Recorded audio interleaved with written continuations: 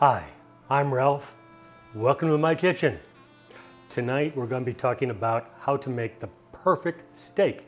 Most people love steak, but they love it when it's made correctly, when it's properly cooked, when it's flavorful, when it is super tender.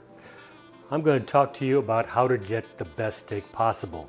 It starts out by buying the best steak that you can afford. Now, not everybody can afford the A5 Wagyu steaks that cost you like a bar of gold to get, but buy the best steak that you can afford and feel comfortable with. Look for marbling in whatever grade steak that you get. This steak, you can see, has a lot of marbling all throughout. It's the marbling that's going to give you the flavor. That's going to be melting into the meat during the cooking process. All you really need is salt and pepper to make a great steak. But don't salt it just immediately prior to cooking it. Salt it anywhere from 45 minutes to several hours ahead of time.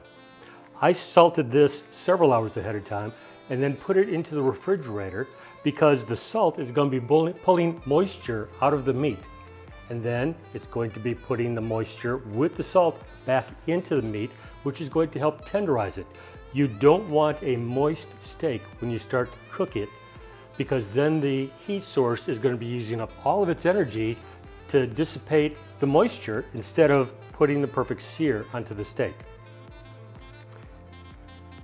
We're going to be using a technique called a reverse sear technique. Now, typically in a fancy restaurant, they will sear the steak first and then finish it in the oven.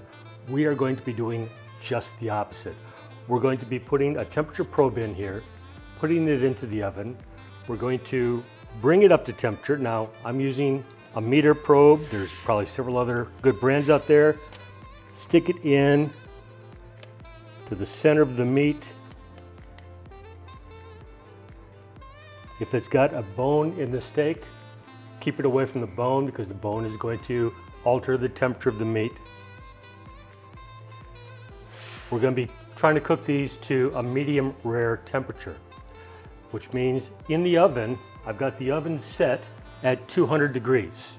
We're going to cook it low and slow, and that's going to help us with the tenderness. The salt is going to have already started to do its job. The probe is a wireless probe. It's going to be telling me on my tablet over here when it's time to pull it out. We're going to try to bring it up to about, I think, 118 degrees and then finish it on our cooktop over here.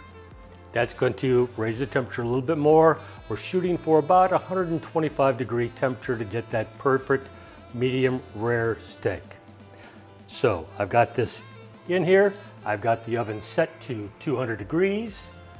I'm going to place it in the oven. I've got that temperature probe, and I'll be able to watch the temperature as it goes up without having to open the door and let all the heat out. So while that's doing its job, we're gonna put you guys on pause for just a moment and we will get back with you. Okay, so we're back. Going to the thermometer, we're ready to remove the steaks from the heat. Now, they don't look any great shakes right now because they've just been cooking at the low heat. It's the sear that's going to turn them into what everybody's going to be wanting. Now, I've been preheating this griddle, and I'm just going to put a skosh of oil on here. Now, I'm using an avocado spray. It's just got natural propellant, just air. There's no other chemicals in it. Normally, I hate cooking sprays because they do have so many chemicals in them, and they tend to leave a film on all of your cookware. This does not.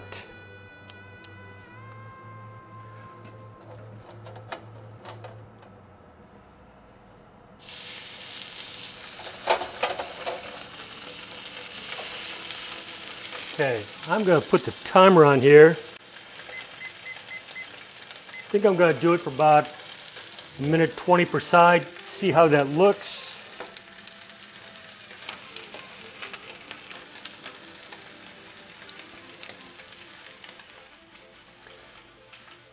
I think these things are going to turn out great. But hey, if this video is being helpful to you, I would really appreciate a subscribe, because that's how I know that I'm creating content that my audience really wants. It's also helpful if you leave some comments down below to help kind of shape the direction that our channel is going to be taking.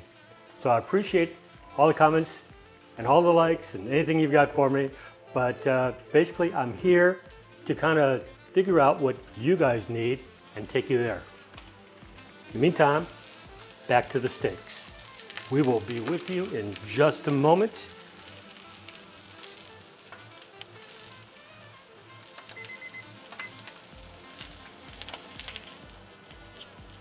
Oh yeah, that's looking great. Now you'll notice that the knobs are missing from my cooktop. No, my cooktop is not broken. I just took them off just before heating the griddle up, because I've discovered that if I don't, the heat will actually start melting my knobs. Now I'm going to put a little ghee on here, just to get some good, rich butter flavor.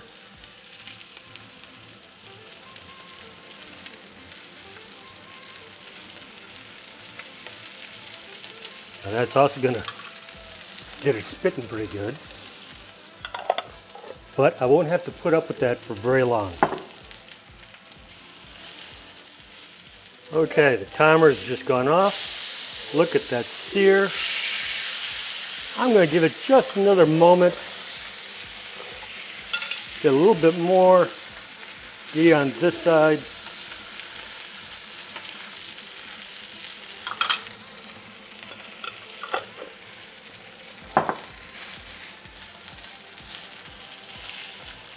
Going to sear the sides a little bit.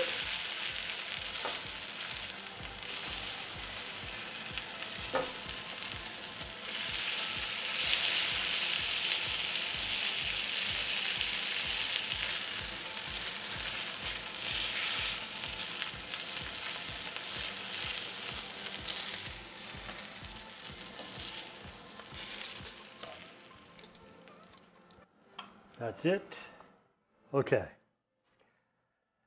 So, this is what we've got. Let's cut them open. Oh man, that is cutting so easily. That is perfect. Now sometimes I just like to cut them into slices and serve them that way. You can serve it whole. If you cut them into slices and you have anything left over, it works out really well for adding to a salad, or cutting up a little bit more, adding to an omelet in the morning.